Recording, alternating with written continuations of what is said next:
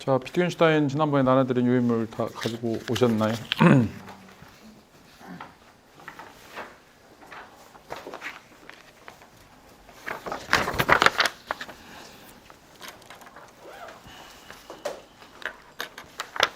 비트겐슈타인 철학에 대한 배경들을 좀 설명을 드리고 있습니다.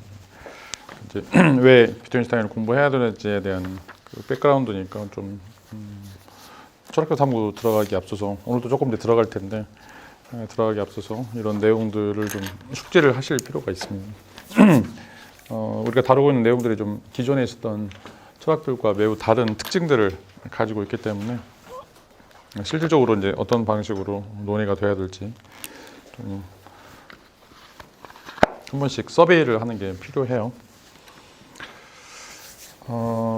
비트겐슈타인 자체가 지금 우리에게는 뭐 영미철학자로 알려져 있지만 그 사람이 활동했던 그 공간이 오스트리아라고 하는 독일어권 학자이기 때문에 기본적으로 대륙 철학을 어떤 형태가 됐든지 간에 그 내재화시키고 있다라고 생각할 수가 있어요.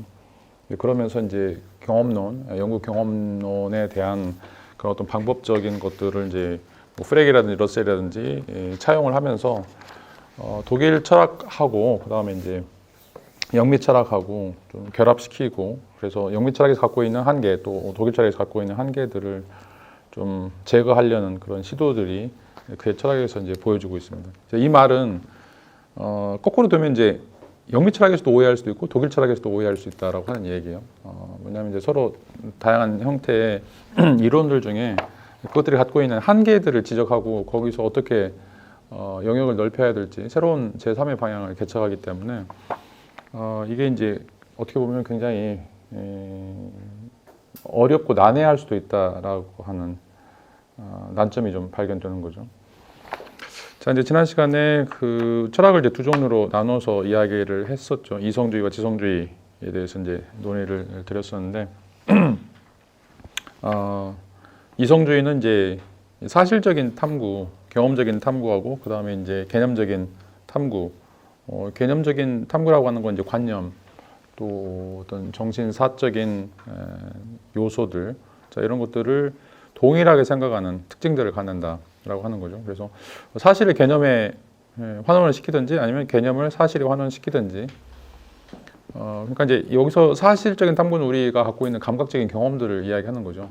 그리고 개념적인 것들은 순수하게 이제 논리적 사유라든지 아니면 이제 플라톤의 이데아처럼 이제 사유가 사실의 바탕을 두지 않고 있는 둥둥 떠 있는 이런 어떤 생각들을 이제 개념적 탐구라고 이야기할 수 있는데 이런 개념적인 거하고 사실적인 것들이 이제는 뒤죽박죽되는 어느 한쪽으로 이제 환원시키려고 하기 때문에 여기서 이제 드러나는 문제점들이 있다. 그런 반면에 이제 지성주의 입장에서는 심오한 진리라고 하는 것이 있고 이 심오한 진리는 절대로 사실적 탐구로 확인이 안 된다라고 하는 거예요. 심오한 진리라고 하는 건 개념적 탐구에 연관이 돼 있고 그래서 우리가 이제 정신과학이라고 이야기하는 거죠. 정신과학이라고 하는 것이고 그거는 이제 심오하게 인간의 진리와 관련된 것이고 이거는 이제 간접적인 방식으로만 전달될 수 있다. 그런 의미는 이제 일상 언어로는 파악이 안 된다는 얘기예요. 일상 언어로는 파악이 안 되기 때문에 이런 어떤 일상 언어가 가지고 있는 그 언어의 한계성 이것들을 명료하게 보여주고 그 이후에 언어를 넘어서는 그 이후에 있어야 될 어떤 특징들에 대해서는 이제 침묵할 수밖에 없다라고 하는 게 이제 지성주의적 입장이죠.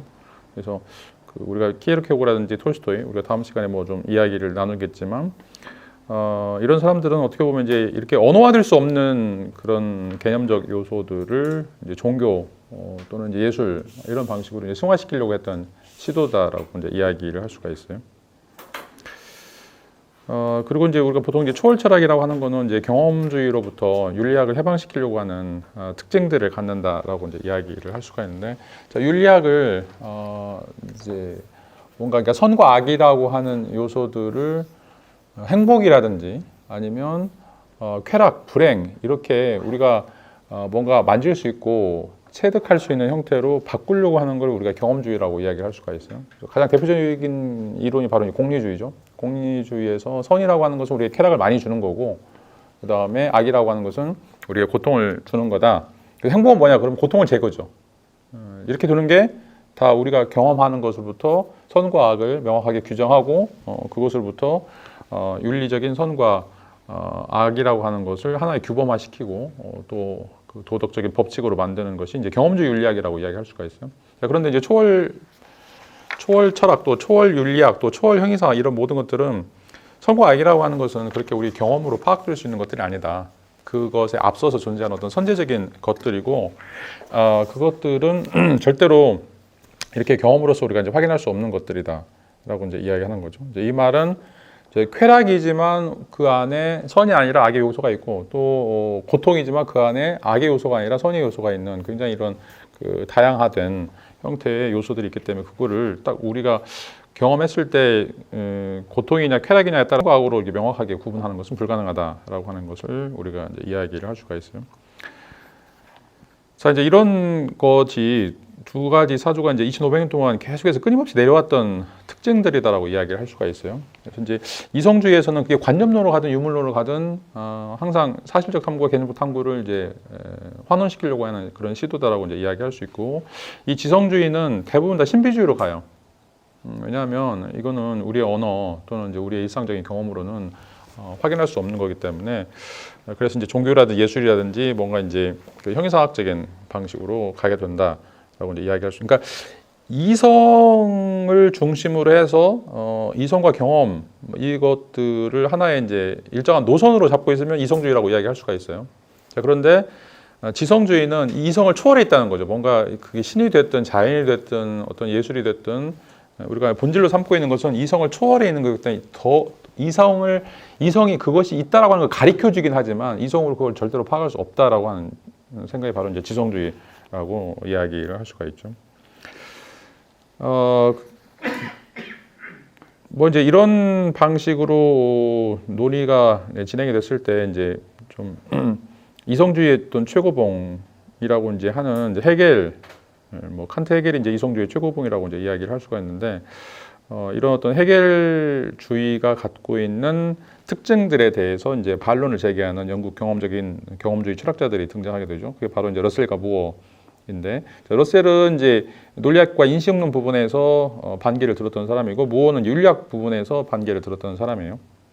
그러니까 이제 이 지성주의나 이성주의 중에 이제 극단적인 이성주의, 헤겔처럼 절대 이성 뭐 이런 거를 찾는 특징들이 이제 특별히 영국 이제 뭐 옥스퍼드나 캠브리지에서 굉장히 다양하게 이제 논의가 됐었는데, 그 대표적인 이제 학자가 브래들리라고 하는 학자예요. 러셀도 이제 브래들 밑에서 헤겔을 공부했었고, 근데 이게 이제 그 사람들 볼 때는 지적인 방탕이다라고 이제 생각을 했고, 그러니까 이제 이게 아무런 유용성도 없다는 거죠. 계속 보면 이제 헤겔을 공부하면 그 뭐 종교라든지 이런 거 보면 이제 마음 수련을 통해서 사람이 변화한다든지 아니면 뭐 선한 어떤 행동들을 추구한다든지 뭐 이런 게 있을 수 있는데, 헤겔을 공부하는 사람은 대부분 다 이상해요. 그래서 이제 헤겔 좌파도 있고 이제 헤겔 우파가 있는데, 헤겔 우파는 굉장히 관념론으로 가버리고 헤겔 좌파는 사회 변혁을 꿈꾸는 사람들이에요. 막스나 뭐 이런 사람들. 근데 이제 그런 사람들 막스도 보면 이제 어떻게 보면 이상주의적인 특징들을 가지고 있어요.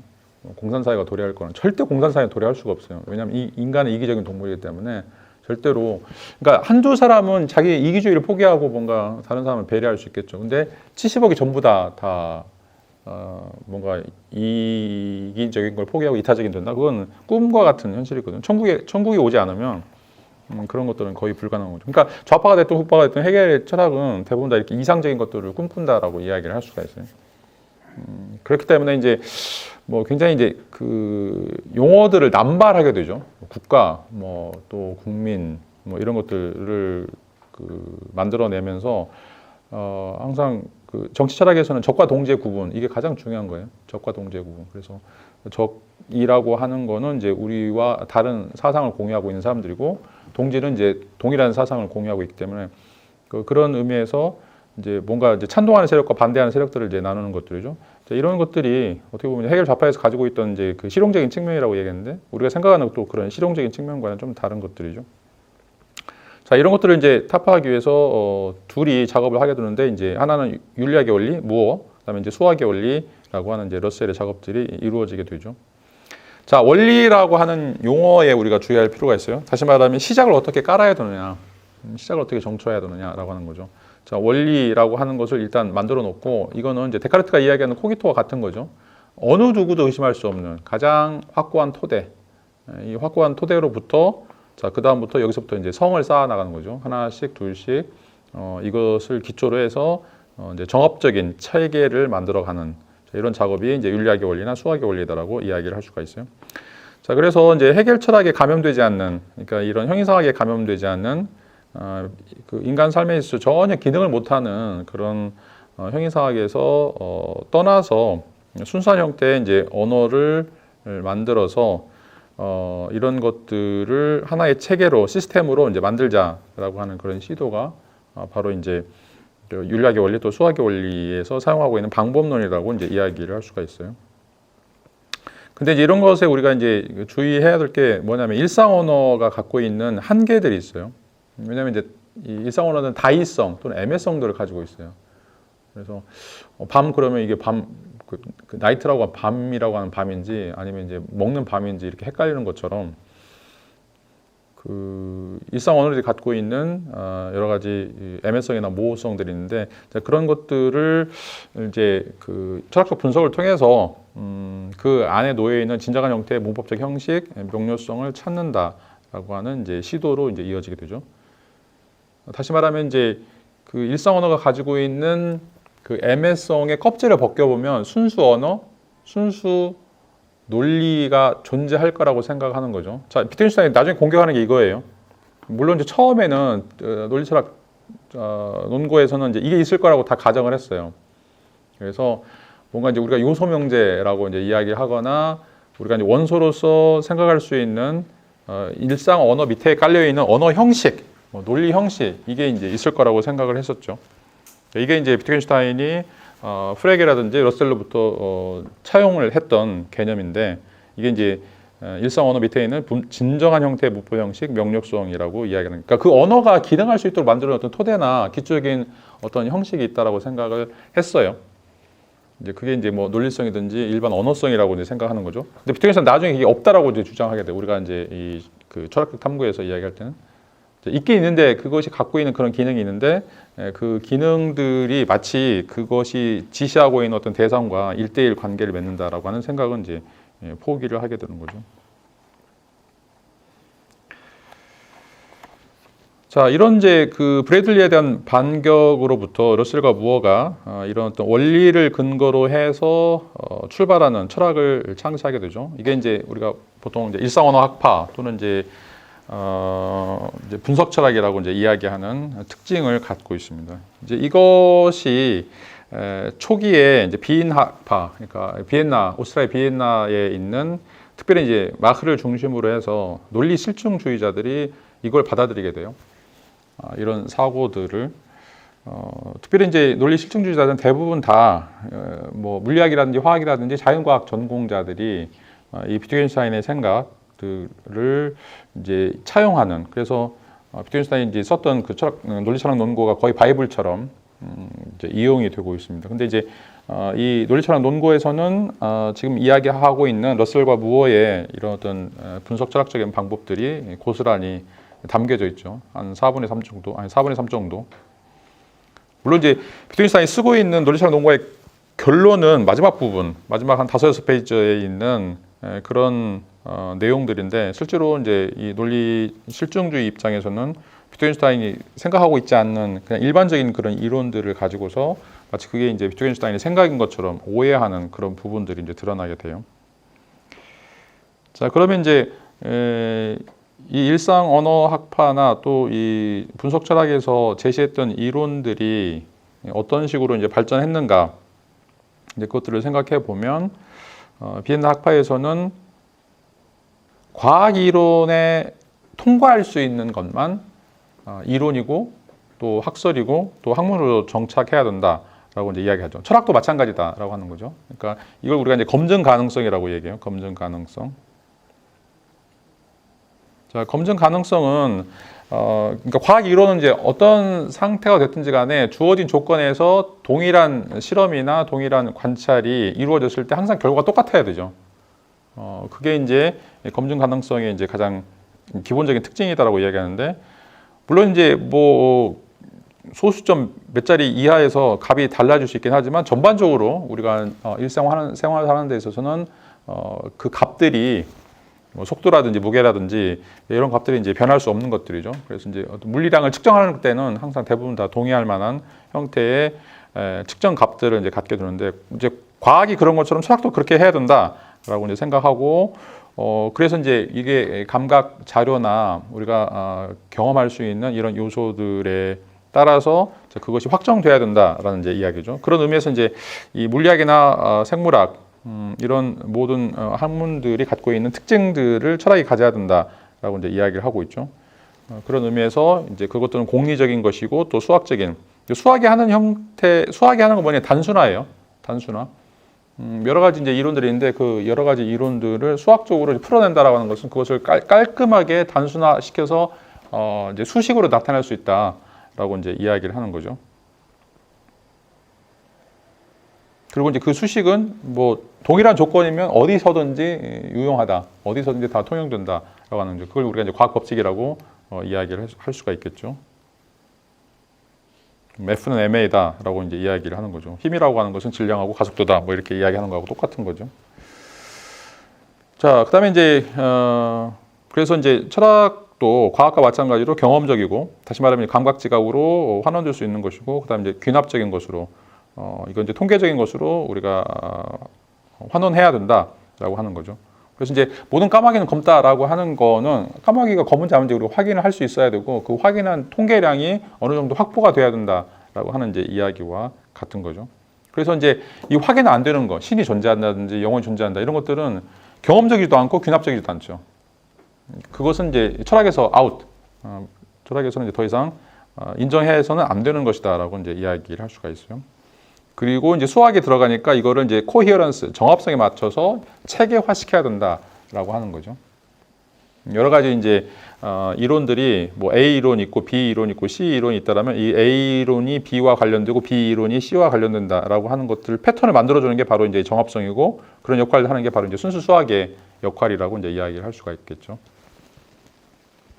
이런 의미에서 철학이나 과학이나 모든 학문이라고 할 수 있는 것은 공리적 패턴 체계를 가져야 된다. 그러니까 다시 말하면 처음 기초적인 원소로부터 출발해서 거기서부터 정합성으로 서로 이어져서 A가 B로, B에서 C로 이렇게 해서 결론이 도출될 수 있는 이런 체계, 이게 공리적 패턴 체계다라고 이야기를 할 수가 있어요.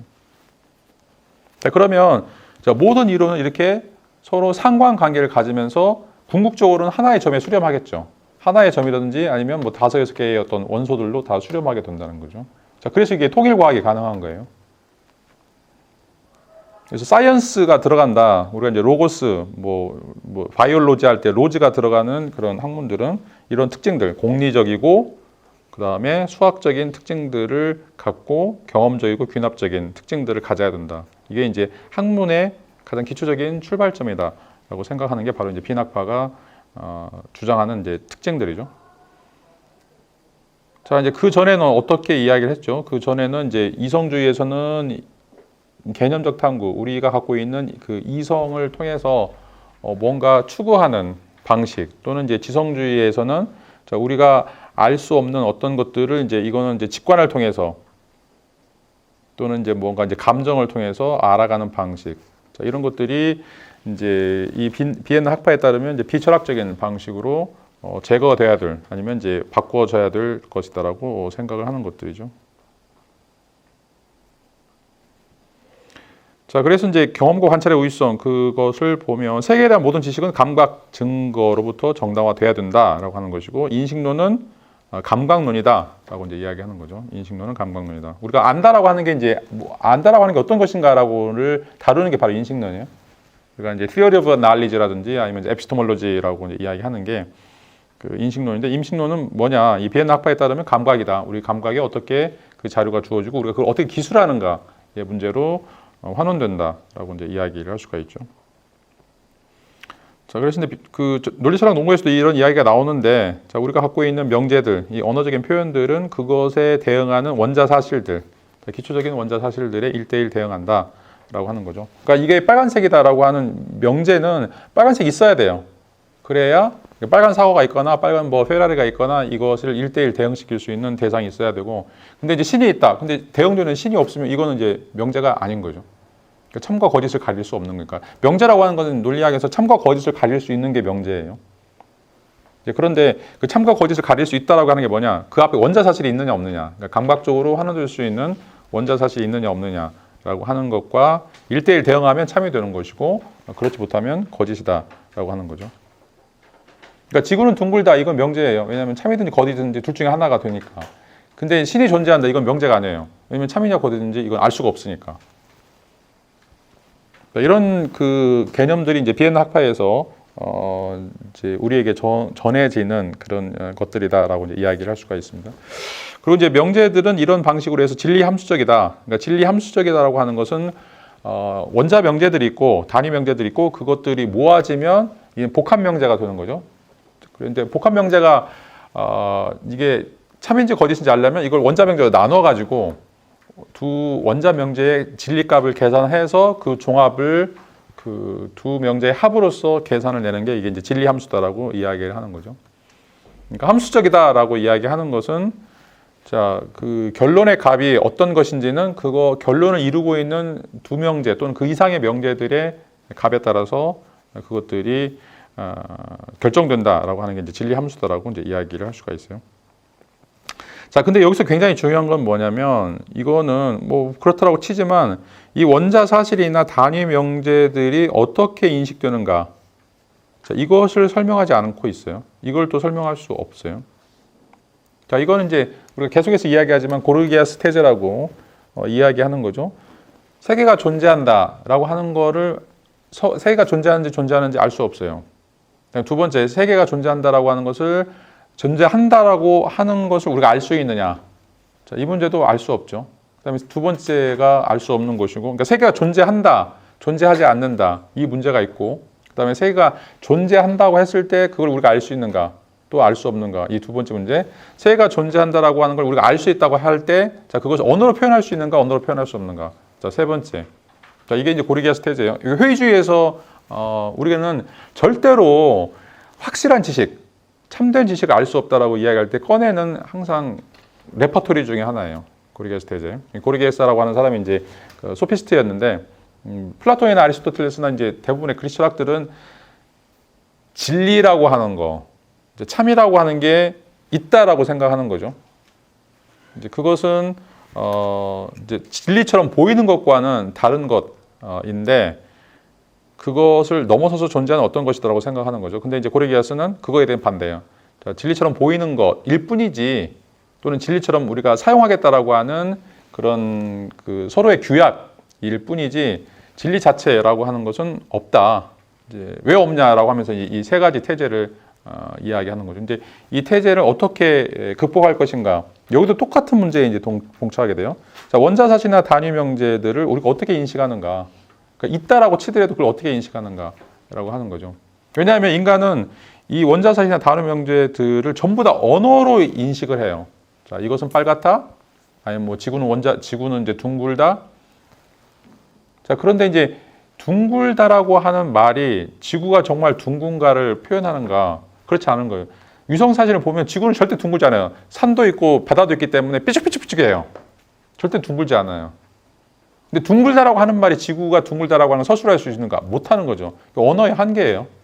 근데 우리는 과학뿐만 아니라 모든 학문에 있어서 다 이런 언어를 아주 자연스럽게 사용하고 있는 거죠. 실제로는 그게 1대1 대응하지 않는데. 그러죠. 근데 이제 러셀은 천재임에도 불구하고 우리가 직접지를 가지고 있다. 뭐 우리 손도 있고 눈도 있고, 자, 우리가 손이 있는지 어떻게 아냐라고 얘기할 때 무어 같은 경우는 손 여기 있지 않냐, 이게 직접지예요. 자, 근데 우리가 보고 있는 손이 진짜 손인지 아닌지 우리가 확신할 수 있느냐, 이 문제는 또 다른 문제예요. 그러죠. 내가 지금 보고 있지 않습니까? 라고 이야기하는데 지금 보고 있는 것은 우리가 빛을 통해서 보고 있는 거란 말이죠.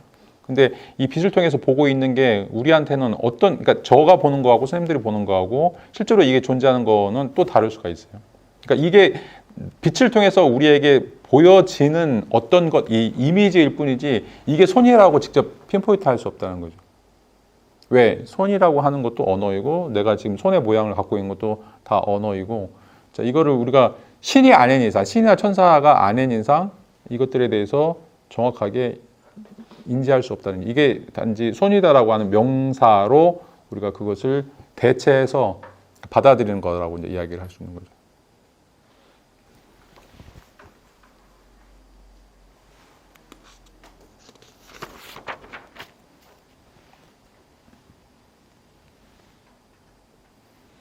자, 그러나 이제 하여튼 이제 논리 철학, 그러니까 논리 경험주의 또는 이제 그 논리 실증주의 입장에서는 이제 그 다음 페이지 보시면 자, 이렇게 경험적인 명제, 다시 말하면 감각지각 또는 원자사실로 환원될 수 있는 것만 존재한다라고 생각을 하고, 그다음에 이제 논리적 명제. 이제 논리적 명제는 이제 추론 규칙에 따라서 우리가 가지고 있는 이제 사고 패턴들을 가리키는 것들이죠. 뭐 예를 들어서 모순율, 배중률, 뭐 이런 어떤 논리적인 특징들, 논리학에서 다루고 있는 이제 논리적인 명제, 자, 이런 것들만, 그러니까 사유를 통해서 존재하는 이런 것들은 이제 유효하고 다른 것들은 이제 다 도끼질 당한다. 다른 것들은 이제 존재하지 않는 것이다라고 이제 이야기를 할 수가 있어요. 그러니까 사실적으로 확인할 수 있다라면 경험적 명제이고 또 수학적으로 그러니까 연산할 수 있는 거면 이제 논리적 명제이고 이 둘만 실제로 존재하는 것들이고 다른 것들은 이제 존재하지 않는 것이다. 그래서 이제 윤리적 발화 같은 경우에는 이거는 이제 인지적인 것이 아니라 정서적인 거다. 감정으로 격화가 되게 되고 여기서부터 이제 그 이분법이 등장하게 되는 거죠. 사실적인 거, 논리적인 거, 인지적인 거, 정서적인 거. 그리고 이제 이것들은 서로 약간 적대적인 그런 어떤 관계에 놓여 있는 걸로 이제 이야기를 하고 있습니다. 자, 그런데 이제 이거에 대한 반론이 그 다음 이제 언어와 세계가 맺는 관계에서 이제 등장하는 거죠. 자, 이제 비트겐슈타인 이런 예를 들고, 근데 색이라고 하는 게 뭐냐? 색이라고 하는 게 논리적인 거냐, 경험적인 거냐? 라고 이제 묻고 있죠. 이건 논리적인 것도 아니고 경험적인 것도 아니에요. 근데 색은 존재하죠. 그러니까 우리가 세계를 살아가면서 존재한다라고 이야기를 하지만 그것은 논리적인 것도 아니고 경험적인 것도 아닌 이 두 가지 카테고리, 논리 실증주의자들이 이야기하는 카테고리에 들지 않는 것이다라고 이야기를 할 수가 있어요. 지난 시간에 이제 우리 그 인간의 본성, 자성과 관련해서도 인간이라고 하는 것은 이제 관계들의 결과물이다라고 얘기했었죠. 그래서 뭐 파도 얘기도 했었고, 뭐 촛불이라고도 얘기했었고. 자, 파도 같은 경우는 이제 물하고 공기하고 서로 작용해서 이루어진 건데 이건 물이에요? 공기예요? 자, 촛불도 초하고 이제 산소하고 관계가 이루어지는데 이건 촛불은 산소예요? 초예요? 어느 것으로 환원이 안 되죠. 둘의 관계에서 만들어진 거기 때문에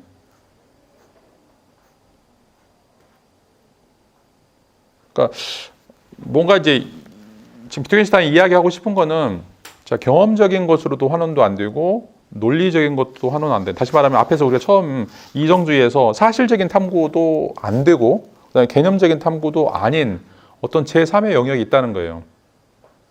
근데 이거는 전부 다 자, 인간과 관련된 거죠. 인간과 관련됐을 때 존재하는데 파도나 촛불이나 여기서 색처럼 존재하는데 자, 잘 아시다시피 색은 합쳐놓으면 백색광이에요. 흰색이에요. 볼 수도 없어요. 근데 그것이 프리즘으로 나눠지면 다시 말하면 빛이 반사되는 과정에서 우리한테 빨주노초 파남보 이게 생기는 거죠. 인간이 없으면 빨주노초 파남보가 생길 수가 없어요. 소리도 마찬가지고. 자, 이건 뭐냐 이거죠. 니네들이 이렇게 말하는 논리적인 것인가 경험적인가 수학적으로 이거 어떤 코히어런스를 갖는 것인가 아니면 이제 우리가 만질 수 있는 그런 경험적인 것인가 알 수 없는 거죠.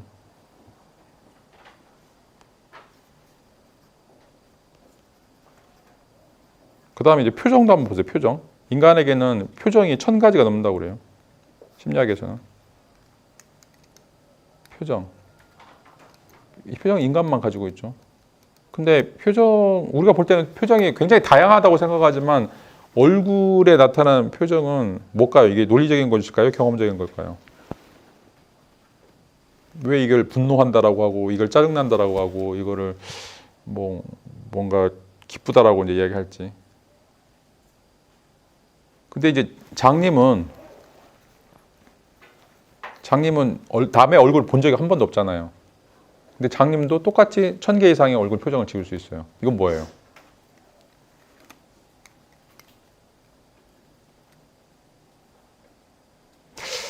자, 위트겐슈타인이나 칸트는 이제 이런 얘기했는데 우리는 붉은색을 보지 않는다. 다만 아잘리아가 붉다라고 하는 것을 볼 뿐이다라고 하는 거죠. 이건 이제 아잘리아가 붉다라고 하는 것은 경험 명제죠. 근데 아잘리아가 붉다라는 걸 보면서 우리가 어떻게 붉은색을 보냐 이거예요. 붉은색을 아냐 이거예요. 자, 이 말은 뭐냐면 우리가 경험적인 판단을 내리기에 앞서서, 그러니까 아잘리아, 이게 진달래죠. 진달래가 붉다라고 하는 것을 볼 때 그게 붉은색이다라고 하는 안경을 우리가 가지고 있다는 거죠. 그래서 그것이 붉은색이라고 하는 걸 우리가 인식을 하는 것처럼 보인다는 거죠. 그러니까 다시 말하면 우리가 판단을 하기에 앞서서 이미 그 경험이 A타입이다, B타입이다, C타입이라고 해줄 수 있는 안경, A타입의 안경, B타입 안경, C타입 안경 우리가 내재해 갖고 있다라고 하는 거죠. 그래야만 아잘리아가 붉다라고 하는 것을 보는 건데 그게 우리에게는 붉은색으로 보이는 거죠. 자, 지금 이 책이 사각형이죠. 직사각형인데 우리 망막에는 이게 마른 목골로 잡혀요. 마른 목골로. 근데 왜 이걸 사각형이라고 보는 거죠?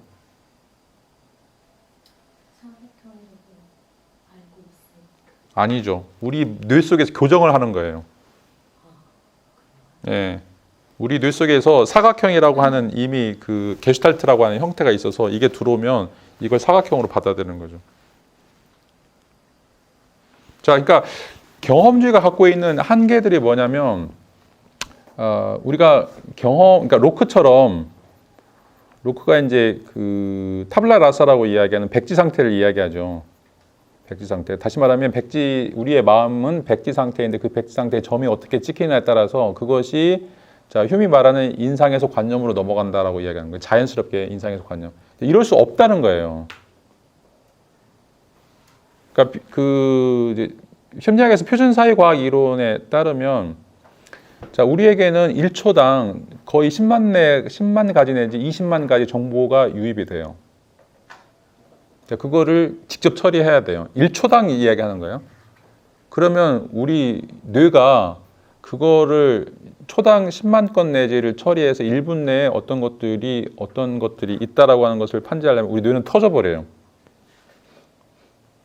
그렇게 하려면 엄청난 열을 발휘를 해야 되고 엄청난 양의 에너지가 소모되는 거죠. 자, 이 말은 뭐냐면 이미 우리 뇌 안에 그게 있는 거예요. 지금 정보를 처리할 수 있는 정보가 들어왔을 때 10만 건이 들어왔을 때 10만 건을 이쪽으로 보내고 다른 10만 건 이쪽에 보내고 이미 그것을 일일이 1번부터 1000번까지 처리하는 게 아니라 통째로 그 덩어리를 처리할 수 있는 그런 시스템이 우리 안에 있다는 거죠.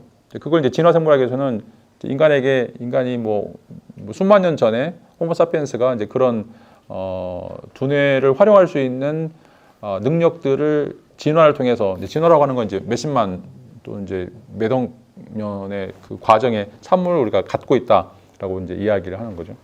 자, 이것도 칸트하고 똑같아요. 그러니까 우리 마음 속에 이미 외적 사물에 대한 인식을 할 수 있는 그 선험적 구조. 그러니까 여기서 이제 우리 안경이라는 거, 빨간 안경을 우리 가지고 있기 때문에 빨간색이 들어올 때 진달래를 볼 때 이게 빨간색이다라고 판단하는 거지. 이 진달래를 보면서 매번 그건 한 수천만 번 보면서 이거는 빨간색이구나 이러고 못 간다는 거죠. 그게 굉장히 중요해요. 위트겐슈타인이나 칸트에 있어서는 우리가 지금 비엔나 학파에서 이야기하는 감각 지각을 통해서 우리에게 이렇게 지식이 형성되는 것이 아니라 이미 그 지식으로 만들어 갈 수 있는 어떤 고유한 형식, 그 내재적 형식이 존재한다. 자, 이걸 우리가 이제 코페르니쿠스적 전환이라고 이제 이야기를 할 수가 있어요. 그래서 그 전까지는 이제 경험이라고 하는 거는 백지 상태인 것처럼 거기 점이 어떻게 찍히느냐. 사각형으로 점이 딱 찍혀가지고 이건 사각형이라고 간다고 생각했는데 아니라는 거죠. 우리가 이미 사각형을 갖고 있기 때문에 그 점이 찍히는 거 보면서 그 사각형이라고 이야기하는 거죠. 실제로는 사각형이 아닐 수 있어요. 근데 우리가 그거를 수정하는 거죠. 이건 사각형이다라고. 그러니까 가장 대표적인 게 바로 전자현미경이 수만 가지 점이 찍히는데 거기서 코드화 시켜가지고 아 이거는 뭐다라고 이야기를 하는 거예요. 자, 그 안에 그걸 우리가 이제 이론 적재성이라고 이야기하는 거죠. 이미 전자현미경에는 그걸 객관적으로 판단하는 것이 아니라 거기 안에 프로그램이 이미 내장이 돼 있어요. 그래서 이거는 A 타입을 읽고 이건 B 타입을 읽고 저건 C 타입을 읽어라라고 하는 게 이미 들어가 있는 거죠. 이걸 이론 적재성이라고 이야기하는 거예요.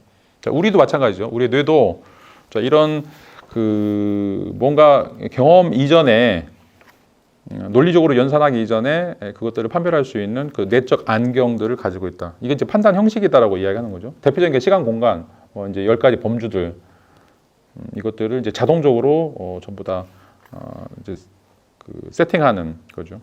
그거 타고 태어난 거예요, 우리가. 타고 태어난 것다고 이야기할 수가 있겠죠. 예, 천엄 경험에 앞서 있다라고 하는 의미에서. 예, 예, 천엄죠.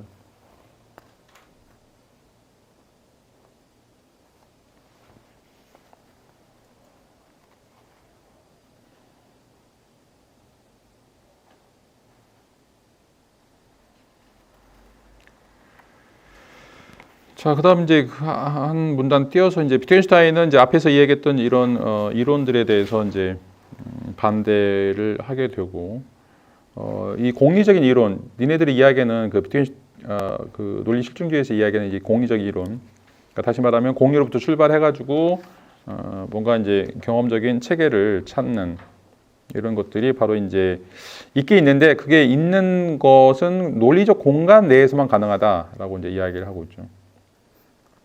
다시 말하면 실제 세계 경험이 아니다. 니네들이 말하는 실제 세계 경험이라고 하는 것은 논리적 공간 내에서 공리적인 체계에 따라서 이루어진 것이기 때문에 이거는 하나의 언어의 세계에 불과하다. 실제 세계가 아니라는 거죠. 그러니까 70점 맞았다라고 얘기할 때 여기서는 논리적 공간 1부터 100점이라고 하는 논리적 공간을 상정하는 거죠. 근데 세계가 1부터 100점이라고 하는 논리적 공간과 같냐? 그렇지 않다는 거예요. 세계는 1부터 100일 수도 있고 1부터 100을 넘어설 수도 있고 아니면 뭐 마이너스 100부터 1일 수도 있고 그거는 다양한 세계, 다양한 논리적 공간들이 있는데 그 논리적 공간 하나가 마치 온 우주나 온 세계를 대표하는 것처럼 그것이 1대1 대응하지 않는다라고 하는 거죠. 그럼 그 논리적 공간들에 대한 설명은 가능한 건가요? 가능하죠. 비트겐슈타인은 지금 다양한 논리적 공간에 대한 설명을 했나요? 예, 했죠. 그러니까 이제 언어든지 인간의 지식이라고 하는 것이 타당하다라고 이야기할 때는 그 논리적 공간 안에서만 타당하다. 그 논리적 공간을 벗어나면 더 이상 유효하지 않고 타당하지 않다라고 이야기하는 거예요.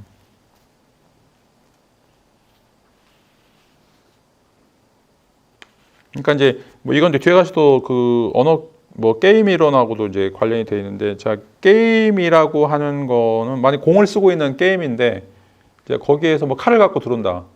또 격투기가 들어온다. 그러면 자 그거는 논리적 공간에 맞지 않는 거니까 그거는 이제 뭐 참이 아니다, 거짓이 아니다, 뭐 이런 식으로 이제 방어할 수 있는 것이고, 자 이제 뭐 격투기 하는 공간에서는 공을 가지고 들어가면 그건 또 논리적 공간이 다르니까 다른 거죠. 그러니까 논리적 공간이라니까 과학도 그러니까 물리도 마찬가지고 화학도 마찬가지고 생물도 마찬가지고 그 논리적 공간이 정해져 있어요.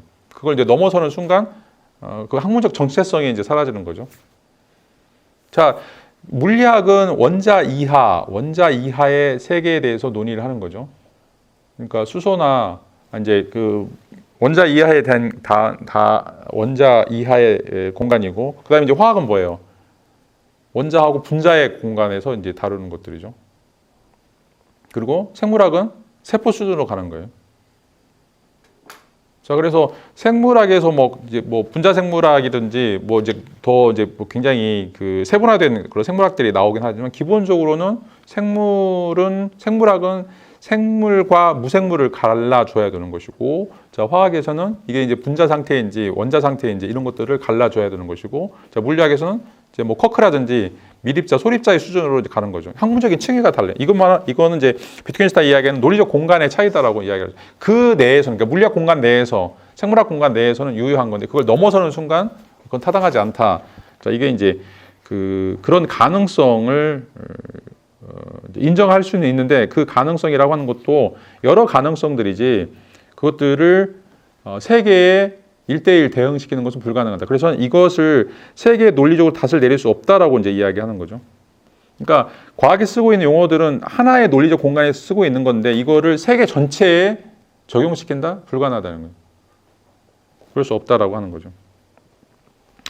왜냐하면 이제 이런 논리적 관계들은 오직 그 기호 내에서만 가능하기 때문에 그렇다라고 하는 거예요. 논리적 기호냐, 뭐 수학적 기호냐, 아니면 이제 생물학적 기호냐, 그 기호가 유의미한 상태에서만 가능하다라고 이제 이야기를 할 수가 있는 거죠.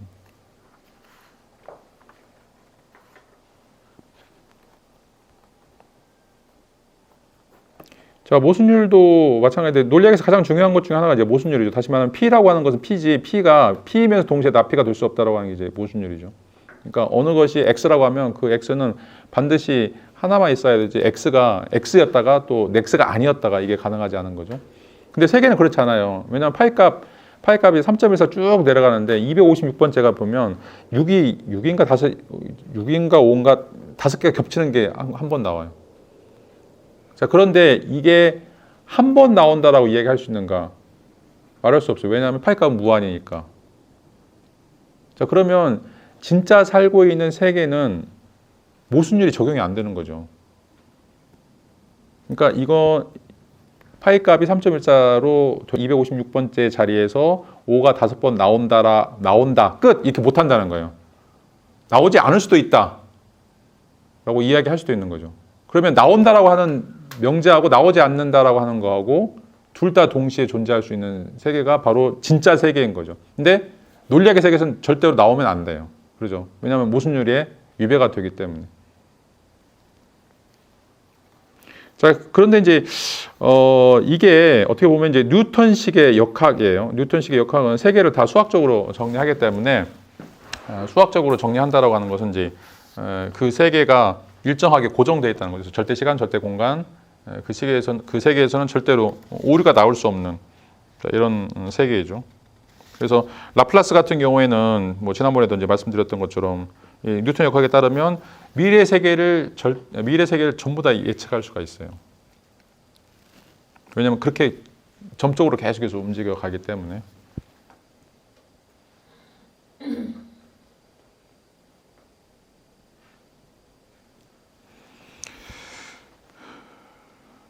자, 그런데 이제 이렇게 뉴턴식으로 뉴턴 역학에 따라서 세계를 기술하면 자, 그것은 정말로 세계에 대해서는 우리에게 아무것도 알려주지 않는다.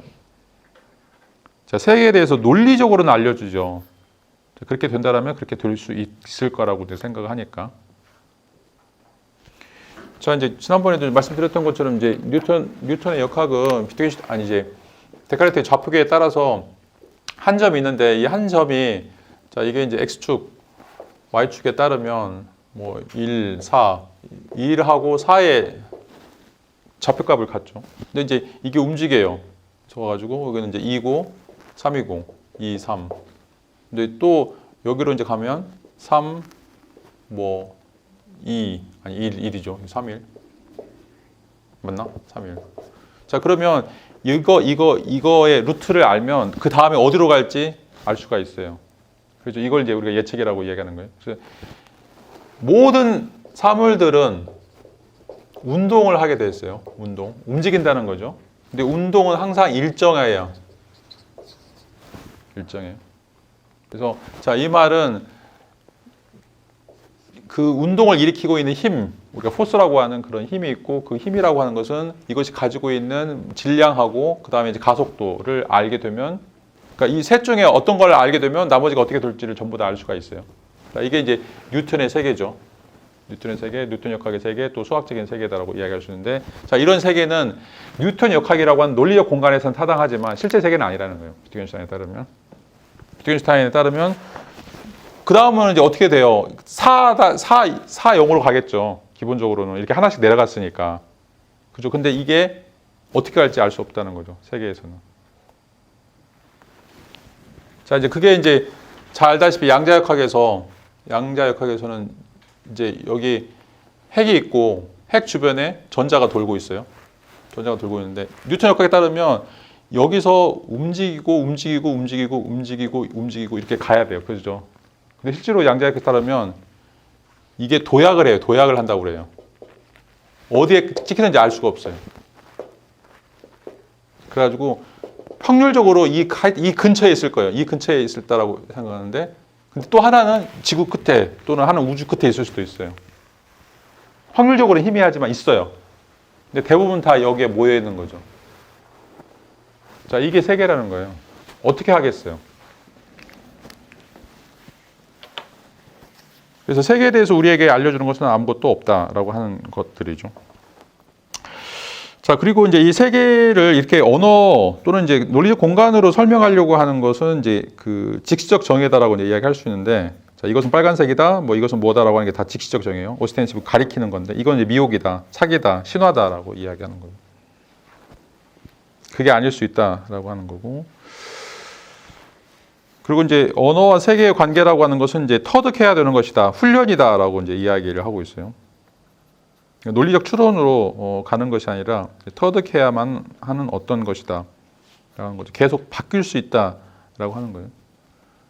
그러니까 이제 토마스 쿤도 과학혁명에서 이야기할 때 우리가 갖고 있는 그 지식이라고 하는 게 이제 패러다임, 그 시대의 이제 주요 원리에 따라서 우리가 이제 그 지식들을 습득하게 되는데, 그것들은 이제 어느 순간 또 바뀌게 되죠. 그 패러다임도 이제 완전히 바뀌게 되는데, 자, 그거는 치열하게 이제 그것을 따라가야 되는 그런 어떤 훈련들을 이제 요구한다라고 이제 이야기를 할 수가 있어요. 지금 뭐 진화론 마찬가지고 창조론도 마찬가지고, 기본적인 어떤 그 구조를 우리가 이제 이해하지 못하면 세계를 설명하는 것들이 이제 잘 알 수 없는 것들이죠. 그래서 이제 뭐 수학이나 물리학 이것도 다 지금 훈련을 통해서 우리가 배워야 되는 것들이고, 그러니까 이제 지식이라고 하는 것, 진리라고 하는 건 사용이다라고 하는 거죠. 사용. 어떻게 사용하는 것인가라고 하는 거지, 이성적으로 뭐 공부 열심히 하거나 아니면 막 그런 논리적 추론을 통해서 도달할 수 있는 것들이 아니다라고 하는 거죠. 자, 이제 왜 그러냐면 지금 과학이 굉장히 성공적인 것처럼 보이죠. 과학이 뭐 세계를 설명하는 것처럼 보이는데, 근데 과학자들이 날마다 해서 만들어낸 이론들이 수만 가지예요. 지금 이 순간에도 수만 가지 이론들이 나올 거고, 근데 그 중에 성공한 것만 살아남죠. 자, 우리가 지금 과학 법칙이라고 하는 것은 수많은 시도들 중에 살아남은 것만 우리가 과학 이론이라고 이야기하는. 근데 과학서 한번 읽어보시면 뭐 옛날부터 시작해가지고 연금술도 마찬가지고, 우리가 뭐 그 천동설도 마찬가지고 다 과학적인 이론이에요. 어떻게든지 세계를 설명하기 위해서 그런 방식들을 했다는 거죠. 근데 이제 비트겐슈타인이나 칸트에 따르면 그게 유용한 거예요. 그렇게 설명하는 게 유용한 거예요. 굉장히 단순화되어 있고, 그렇게 설명하는 것이 그전 이론보다 훨씬 더 많은 사례들에 대해서 포괄적으로 적용할 수 있는 그런 것들이죠. 그러니까 천동설도 그게 과학적인 이론이라고 말 못하는 게, 왜냐하면 뭐 개기일식이라든지 월식이라든지 이거 다 맞췄어요. 그리고 1000년 이상, 1500년 뭐 이상 모든 사건들을 다 설명했죠. 근데 지동설에 무너졌어요. 왜? 지동설이 훨씬 더 안정적이고 더 많은 것을 설명하기 때문에. 천동설 갖고 설명 못하는 이론들이 생겨나는 거죠.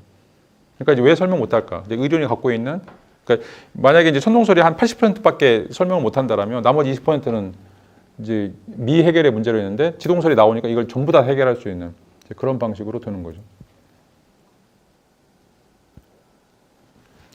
자, 그래서 이제 과학, 이론, 진리 이런 모든 것들이 다 언어 사용이고, 우리가 이제 터득해야 될, 훈련을 통해서 터득해야 될 언어 사용이다라고 이제 이야기를 할 수가 있습니다.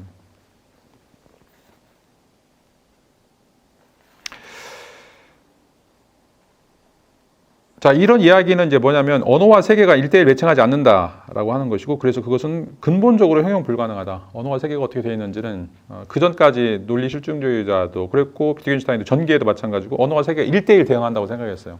여기 빨간색이 있으면 빨간 대상이 있고, 그래서 이거는 하나씩 매치된다고 생각했는데, 이제 후반부에 보면서는 언어와 세계가 1대1 대칭한다라고 하는 것에 대해서 회의적이고, 그걸 증명할 수 없는 거예요. 그런 의미에서 이제 형용 불가능하다 라고 이야기하는 거죠. 자, 예를 들어서 우리가 어떤 사물을 본다라고 할 때 항상 빛을 통해서 사물을 보는 거죠. 어두컴컴하면 우리가 빛을 볼 수가 없어요. 자, 우주엔 빛이 없어요. 그러니까 아무것도 모르는 거죠. 볼 수가 없으니까. 그러니까 우리가 뭐 지금 자연스럽게 여기서 보는 것처럼 우리 눈이 뭔가 시각이 있어가지고 비전이 있어가지고 사물을 이해한다라고 하면 착각이라는 거죠. 빛이 없으면 우리 눈에 기능하지 않는 거예요. 근데 빛 자체는 못 봐요. 어느 누구도 빛을 볼 수가 없어요. 눈이 멀어버려요. 자, 마찬가지로 지도도 투사 양식 자체가 있어요. 지도를 그리기 위해서는 뭐 지도를 그리는 방식을 우리가 투사 양식이라고 얘기했죠. 근데 이거는 지도를 못 그려져요. 그릴 수가 없어요. 자, 그림도 그림 그리는 양식인데 그림 그리는 양식은 또 만들어질 수 없고.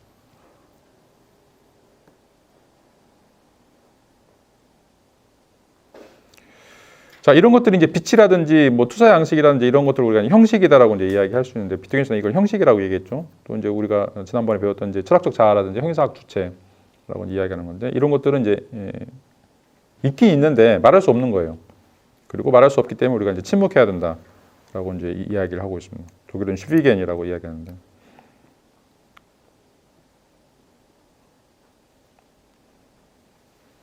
자, 그런데 이제 그 실증주의자들은 검증 가능한 것만이 존재하는 것이고 이것만이 중요한 것이고 검증을 못한다 이것은 말할 수 없다라고 하는 거이고 그것은 말할 수 없으니까 이건 중요하지 않은 것이다 라고 이제 이야기를 하는 거죠. 자, 그런데 논거에서는 비트겐슈타인은 말할 수 없는 것이 더 진정한 가치를 갖는다. 왜냐하면 이제 언어 도단의 세계에 올라가 있기 때문에 더 진정한 가치를 갖는다. 라고 이제 이야기를 하고 있고, 언어로 포착할 수 없는 그런 것이 오히려 더 높은 것을 가리키고 있다라고 이제 이야기를 할 수가 있어요. 그리고 언어는 이제 사실만 포착하기 때문에 도덕이나 미학은 사실의 문제가 아니기 때문에 절대로 그 본질을 언어로 파악할 수 없다라고 하는 거죠. 그래서 이제 말할 수 없다라고 하는 것은 조롱의 침묵이 아니라 존경의 침묵이다. 존경. 너무 위대하기 때문에 존경의 침묵이지 말할 수 없는 것은 지금 비엔나 학파에서 이야기하는 것처럼 중요하지 않은 것이 아니다. 너무나 진정한 가치를 갖기 때문에 그리고 그건 한마디 말로 설명할 수 없기 때문에 그렇다라고 하는 거죠.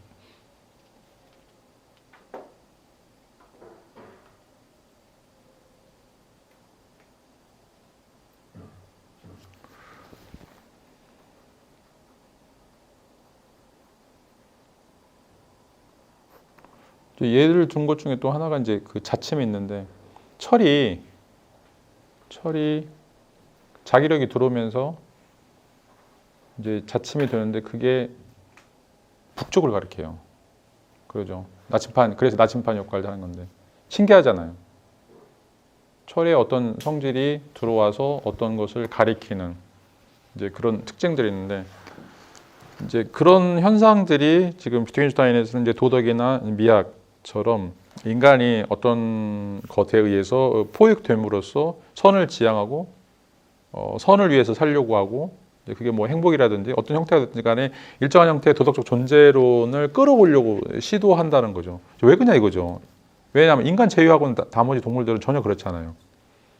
그러니까 뭐 개미도 그렇고 제가 자주 말씀드리지만 뭐 벌도 마찬가지고 인간보다 훨씬 오래돼 있는 동물들인데 집을 항상 똑같이 지어요. 육각형, 그다음에 개미집. 뭐 형태가 다르다고 하긴 하지만 다 몇 종류로 다 환원되는 거죠. 걔네들은 지능이 없나? 물론 지능이 없겠죠. 근데 이제 최소한의 어떤 지능이 있음에도 불구하고 동일한 형태의 물리적인 그런 환경들을 가지고 사는데 인간은 뭐 끊임없이 뭐 집, 또 딴 생각 좀 많이 하죠. 계속해서. 굉장히 다양한 형태의 생각들을 많이 하는데. 제가 요즘에는 이제 유튜브 보면서 나중에 꼭 저를 응원해 주세요. 저 오토바이 조금 잘 타게 되면 제가 이제 동해에서 블라디보스톡 가는 배가 있어요. 그래서 블라디보스톡에서 독일의 뮌헨까지 러시아 뭐 몽골 그다음에 이제 그 북유럽 지나가지고 여기 내려오면 2만 킬로예요. 유라시아 횡단하는 거. 그래서 이제 뭐 자전거 타고 가는 사람도 있고 시베리아 열차 타고 가는 사람도 있고 뭐 카라반 끌고 가는 사람도 있고 유튜브 보시면 정말 많더라고 우리나라에서도. 그러니까 이제 미쳤죠. 그걸 왜 하냐 이 말이에요. 네? 그걸 왜 하냐. 근데 이제 저 계속 이제 구독 누르고 좋아요 누르고 이제 하는 사람이 있는데 그 사람이 2020년인가 올라갔더라고요. 그래서 거의 뭐 짧게는 80일, 길게는 뭐 6개월, 1년 정도 이제 쭉 가는데 계속 그 정말 우리나라 교통 상황이 좋은 게 뭐 고속도로도 있고 뭐 국도도 있고 다 좋잖아요. 근데 뭐 러시아도 마찬가지고 몽골도 마찬가지고 뭐 도로가 없는 데가 정말 많아요. 도로가 있다고 해도 막 흙길이고 뭐 시베리아는 완전 초원을 가로질러서 막 가고. 이제 왜 그렇게 사냐 이거죠. 그냥 안정된 직장에서 잘 살고 잘 먹고 개미들처럼 그렇게 하면 되는데 몇몇 인간 종자들은 그 뭔가 이제 알 수 없는 돈 써가면서 그런 일들을 한다는 거죠. 자, 이게 이제 말할 수 없는 건데 인간은 그런 것들을 그러니까 나침판에 그 북극을 가리키고 있는 그 지침처럼 뭔가 끊임없이 어떤 그게 뭐 이데올로기가 됐든 선의라고 할 수 있든 뭐 행복이라고 할 수 있든 어떤 그 형이상학적인 것들을 지향하면서 삶을 산다는 거죠. 이제 그걸 우리가 조롱할 것인가? 여기서 이야기하는 것처럼 그건 존경해야 될 어떤 특징들을 갖는다라고 이제 이야기를 하게 되는 것들이죠. 자, 비트겐슈타인은 가치 중립적인 거 이렇게 뭐 칭찬하거나 존경하거나 이런 것들과는 무관한 그냥 이게 그 뭐 사실인가 사실이 아닌가 이런 것들을 우리가 이제 중립적인 것들 이것들만 언어로 표현될 수 있다라고 얘기해요. 언어로만 정착될 수 있고 그것들을 넘어서는 것들은 절대로 언어로 정착될 수 없다라고 이제 이야기를 하는 거죠. 자, 그러면 자, 우리가 진정한 삶을 살려면 여기서 떠나야 되죠. 여기서 좀 벗어나서 자, 진정한 가치를 갖는 거. 그리고 이거는 이제 말해줄 수 없고 보여줄 수 있는 것에 이제 주목할 필요가 있다라고 이제 이야기를 하는 거죠. 이거는 정말 삶에서 진정으로 중요한 것이기 때문에 반드시 침묵할 때만 우리에게 드러난다라고 하는 거죠.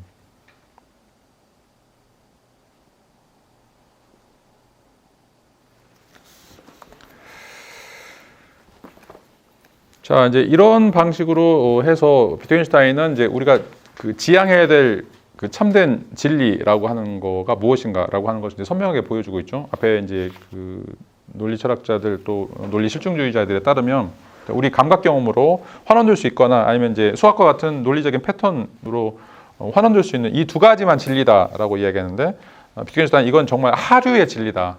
이거는 이제 사실인가 아닌가에 대한 문제이고 인간에 대한 어떤 삶의 문제에서 가장 근본적인 그런 어떤 물음 그리고 그런 물음들의 답변들은 말할 수 없는 것이고 우리가 존경해야 되고 중요하다고 생각되는 것은 침묵해야 되는 것이다라고 이제 이야기를 했죠. 그것들을 알기 위해서는 그럼 어떻게 공부해야 되는가? 비트겐슈타인은 이제 인류학과 심리학을 들어서 이야기하고 있습니다. 수학이나 논리학으로 인간을 이해할 수 없다라고 하는 것이고 이 문제는 이제 인류학적인 문제, 심리학적인 문제로 환원된다. 환원된다기보다는 그런 방법론들을 이제 사야 된다. 다시 말하면 인간이 어떻게 사는가라고 하는 것을 관찰하자라고 하는 거죠. 자, 이제 뭐 행복론도 이제 마찬가지인데 행복론도 그 한 두 가지로 나눌 수 있어요. 그러니까 뭐 어떤 사람이 어떻게 행복하게 살 것인가라고 하는 것을 이제 물어볼 때 실제적으로 행복은 무엇이다라고 하는 어떤 그런 철학적 이론을 던질 수 있죠. 뭐 자아 완성이다, 아니면 이제 자기 극복이다, 아니면 뭐 자유를 누려라. 제가 이제 쓴 책도 이제 그거지만 이제 그렇게 이론을 던지는 것들이 있고 이건 이제 순수하게 사유죠. 사유를 해서 생각을 해보니까 참되게 살기 위해서, 참된 행복을 살기 위해서는 이렇게 살아라라고 이제 이야기할 수 있는데 또 다른 방법은 이제 사적 방법이에요. 다시 말하면 행복하게 살았던 사람들이 어떻게 살았나 이걸 관찰하는 거죠. 그래서 그런 사람들이 살고 있는 삶들을 이제 기록해 놓은 것이 바로 이제 인류학, 또는 이제 심리학, 행복 심리학, 행복 인류학 이런 거라고 이제 이야기할 수 있겠죠. 자, 비트겐슈타인은 이제 더 이상 수학이나 논리학이나 이런 어떤 경험 과학에서 인간의 참된 본질, 특별히 말할 수 없는 것과 관련되는 진정한 가치를 추구하는 것이 이제는 이제 부질없다, 불가능하다라고 선언을 하고, 그럼 어떻게 그걸 발견할 것인가, 어떻게 보여줄 것인가, 이거로 이제 문제를 선회하는 거죠.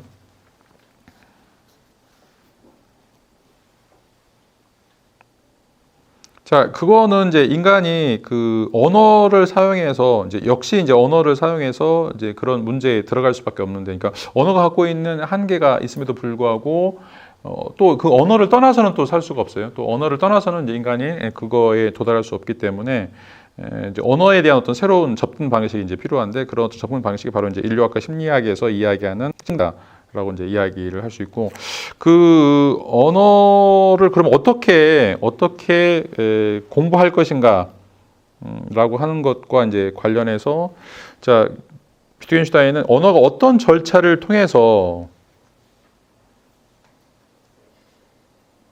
그리고 언어가 실제 세계와 어떻게 연관이 되는가, 연관이 되었다라고 생각하는가, 이거를 고민할 필요가 있다라고 이야기를 하고 있어요. 그러니까 우리가 언어가 어떻게 세계와 1대1 대응한다라고 생각하지? 어떻게 그런 그런 착각들을 하게 되지?라고 하는 그 근본적인 그 연결 과정, 그런 절차들이 만들어지는 과정을 한번 생각해 보자는 거죠. 그러니까 그 전까지만 하더라도 논리 경험주의자 입장에서는 언어와 세계가 하나라고 생각했어요. 1대1 대응하니까. 그리고 그거에 대해서 전혀 의심하지 않았고, 그래서 우리가 언어를 파면 세계를 팔 수 있을 거라고 생각하는 거죠. 보면 언어에서 이제 세계로 바로 직전할 수가 있으니까. 자, 그런데 비트겐슈타인은 이걸 포기를 해요. 자, 이걸 포기하고 그럼 뭘 봐야 되냐? 자, 인간이 언어를 통해서 세계와 1대1 대응한다라고 하는 생각이 어떻게 만들어졌지? 이거로 보는 거예요. 어떻게 만들어졌지? 그러니까 그거를 알게 되면 이거 언어와 세계를 이으려고 하는 어떤 시도가 자연스럽게 이루어지는 그런 방식을 통해서 자, 그 전 단계에 있는 어떤 것에 조금 들어갈 수 있을 거라고 생각하는 거죠. 그러니까 언어와 세계를 하나로 뭉치기 전에 그 원초적인 단계로 가는 거예요. 자, 이건 이제 락강이 인간이 되는 과정을 상상계라고 하는 것과 상상기하고 상징기 이 두 가지를 통해서 들어가게 되는데, 자, 상상기는 자기 자신의 셀프가 무엇인지를 아는 과정이고, 그 다음에 상징기라고 하는 것은 이 셀프에 대해서 그것의 내용을 채우는 거예요. 자, 상상기는 가장 기본적인 게 거울을 보는 거예요. 인간은 태어나자마자 한 번도 자신의 얼굴을 본 적이 없어요. 그렇죠? 자기가 자기 얼굴을 볼 수 없는 거죠. 언제 보냐? 거울을 통해서 볼 수 있어요. 처음으로 거울을 통해서. 그래서 아이들 보면 처음에 거울에 익숙해지기 전에는 거울 보면 울어요. 딴 사람이라고 생각해서. 아니면 거울 보면 굉장히 호기심, 거기 아이를 보면서 이게 누굴까? 아이들은 이미 알고 있는 것은 지나치지만 모르고 있는 것은 항상 호기심을 가지고 보게 돼 있어요. 근데 거울을 이제 빤히 보면서 이게 누구지라고 하는 단계, 처음에 자기 자신을 직접적으로 대면하는 순간이죠. 이게 이제 상상기인데 내가 어떻게 생겼을까라고 하는 것을 실제적으로 구체적으로 확인하는 게 바로 이제 이 거울을 통해서 확인하게 되고, 그리고 그것이 자기다라고 인식하게 돼요. 거울에 비친 모습이 진짜 모습이 아니죠. 거울에 비친 모습이죠. 자기 모습을 볼 수가 없어요. 거울은 왜냐하면 항상 굴절되어 있어요. 100% 자기 얼굴을 반영할 수 있는 거울이라고 하는 건 존재하잖아요. 왜냐면 거울 매체 자체가. 자, 그 다음에 이제 두 번째는 상징기예요. 이 상징기는 이제 언어를 사용해서 자기가 무엇인지를 채워 나가는 방식이에요. 다시 말하면 뭐 이제 엄마, 아빠라고 이야기를 계속 매번 반복해서 듣죠. 그러면서 이 사람이 엄마고 이 사람이 아빠구나라고 하는 거고, 이제 이 사람이 하는 이야기들, 자기에 대해서 하는 내용들을 자기가 이 공식적인 언어, 뭐 영어나 한국어나 뭐 불어 이런 것들을 배우면서 내가 무엇인지 나의 정체성들을 채워나가는 단계죠. 이게 이제 상징과 상상인데, 자, 비트겐슈타인은 이 이전으로 돌아가자는 거죠. 이 이전으로. 그래서 어떤 방식으로 해서 내가 상상기와 상징기를 통해서 나라고 하는 것이 이렇게 지금 이건 공적 세계죠. 태어난 이후에 내가 다른 사람들과 만나서 지금 나를 규정하는 관계고, 이거는 공적 세계 이전에 내가 스스로 갖고 있는 어떤 특징들이라고 이야기하는데, 여기서 여기로 넘어가는 관계, 여기서 이렇게 넘어가는 관계가 아니라 이미 공적 언어를 배우고 세계에 대해서 이것에 따라서 해석하려고 하는 시도는 이제 거의 불가능하고 불확실한 거라고 얘기하고, 그거를 가기 이전에 내가 여기 단계에서 이 단계로 넘어갈 때 어떤 절차에 따라서 여기 내가 내 사적 언어를 가지고 있는 내가 이 공적 언어를 받아들이게 되는가라고 하는 걸 살펴보자는 거죠. 이해하셨죠? 자, 그렇게 해야 그 전에 있는 지금 이제 여기서 이야기하는 침묵의 대상으로서 실질적인 존재의 세계, 이런 것들을 우리가 이제 알 수 있을 거라고 이제 생각을 하는 거죠.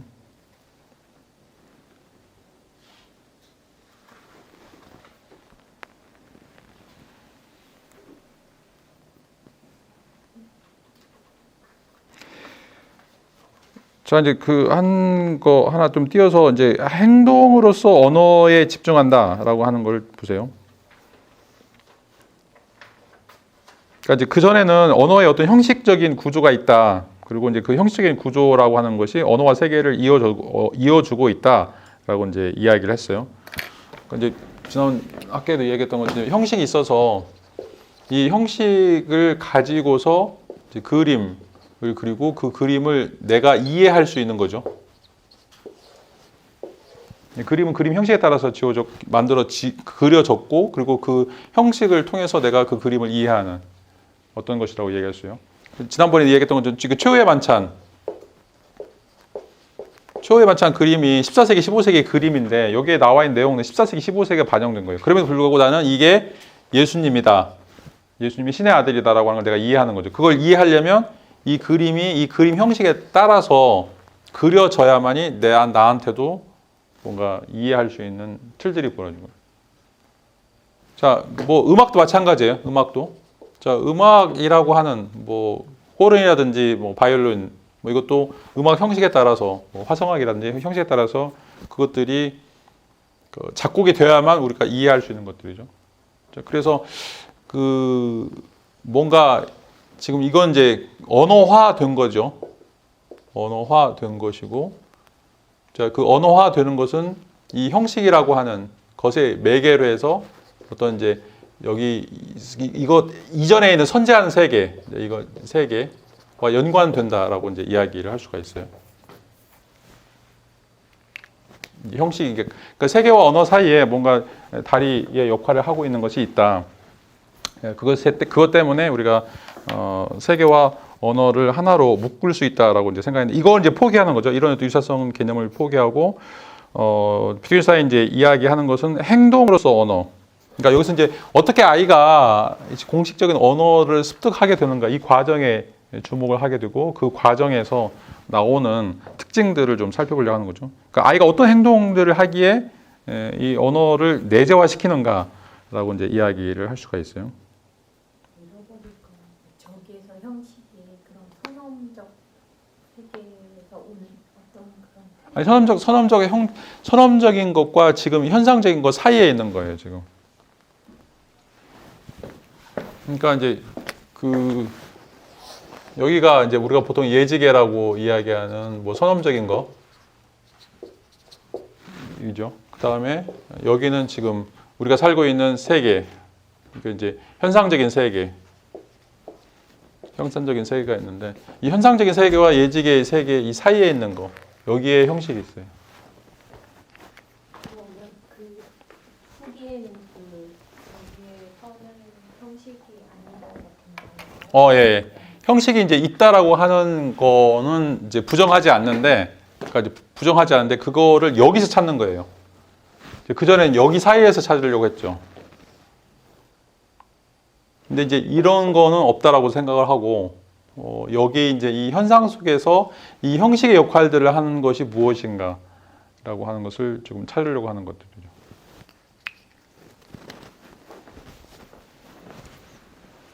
일단 이제 뒤에 가면서 계속 설명을 드릴 테니까 조금 이제 이해가 안 되시더라도 따라와 주시면 좋을 것 같아요. 자, 이제 어떻게 언어를 배우는가라고 이제 비트겐슈타인이 물어보면서 비트겐슈타인이 언어 게임이라고 하는 것을 제시를 하고 있어요. 우리는 언어를 일정한 형태의 게임들처럼 다시 말하면 규칙들을 적용을 하면서 언어 게임들을 배운다는 그 규칙들은 계속 변해요. 그러죠. 그러니까 이제 야구에서 우리는 뭐 9명의 선수들이 있지만 뭐 11명 할 수도 있고 뭐 12명 할 수도 있고 축구에서도 뭐 여러 가지 규칙들이 다 바뀔 수 있어요. 그래서 규칙들은 고정되어 있지 않은 그런 의미에서 형식은 바뀔 수 있다는 거예요. 형식은 있긴 있는데 저것처럼 고정된 형식이 아니라고 하는 거죠. 근데 이제 이 언어 게임에서 규칙들이 적용이 되는데 그럼 그 규칙들은 어떻게 적용되는가, 그리고 왜 적용되는가라고 하는 문제와 관련해서 비트겐슈타인은 삶의 형식이라고 하는 게 있다라고 또 가정을 하고 있어요. 그러니까 그 게임이 게임으로서 기능을 하도록 만들어주는 게 바로 삶의 형식들이라는 거예요. 이게 삶의 형식들은 이것도 이제 말할 수 없는 거예요. 보여지기만 하는 거죠. 보여주는 거 뭐냐면 언어 게임의 규칙들이에요. 자, 선수는 11명으로 한다. 자, 손으로 하지 않고 발로 찬다. 자, 이런 어떤 규칙들. 근데 규칙들은 다 바꿀 수 있어요. 근데 그거를 게임으로 만들어주는 것은 그걸 농구 게임으로 만들어주거나 배구 게임으로 만들어주는 것은 삶의 형식들이다라고 이제 이야기를 하고 있어요. 그러니까 이제 그것들이 어떤 초월적인 형태의 형식이 아니다라고 이야기하고 있고, 비트겐슈타인은 또 그럼 삶의 형식들은 또 굉장히 많아요. 삶의 형식들은 이제 많은데, 그럼 삶의 형식들이 언어 게임을 만들어주는 근거는 무엇인가? 비트겐슈타인은 그게 자연사라고 부르고 있어요. 인간의 자연사. 자, 그래서 이제 우리가 앞으로 이제 배워야 될 내용이 게임들, 언어 게임들, 게임들이라고 하는 게 이제 다시 말하면 규칙을 적용해주는, 그러니까 규칙을 생성해주는 언어 게임들이 무엇인가라고 하는 것과, 그다음에 이제 언어 게임들의 토대를 만들어주는 삶의 형식이라고 하는 게 또 무엇인가. 자, 이것도 굉장히 다양하게 있어요. 그리고 이 언어 게임들과 삶의 형식들을 또 일정한 형태로 유지해주는 것이 무엇인가. 이건 이제 또 자연사. 그러니까 언어라고 하는 게 뭐 영어, 불어, 뭐 독일어 다양한 언어도 있지만 언어는 언어성을 갖게 하는, 그러니까 언어 되게 다양한데 이걸 언어라고 이야기할 수 있으려면 뭔가 틀이 필요하죠. 그 틀을 비트겐슈타인은 이제 삶의 형식이라고 부르고 있고, 근데 삶의 형식도 뭐 한국 사람들 삶의 형식 다르고 중국 사람들 삶의 형식 다르고 일본 사람들 삶의 형식 다른데, 이게 인간의 삶의 형식이라고 만들어 주려면 뭔가 또 토대가 있어야 되겠죠. 그거를 인간의 자연사라고 부르고 있어요. 자, 이것들을 이제 실질적으로 저희가 이제 철학적 탐구에서 게임들이란 뭔가, 삶의 형식들이란 뭔가, 또 자연사라고 하는 건 뭔가, 이런 것들을 다루게 될 거예요.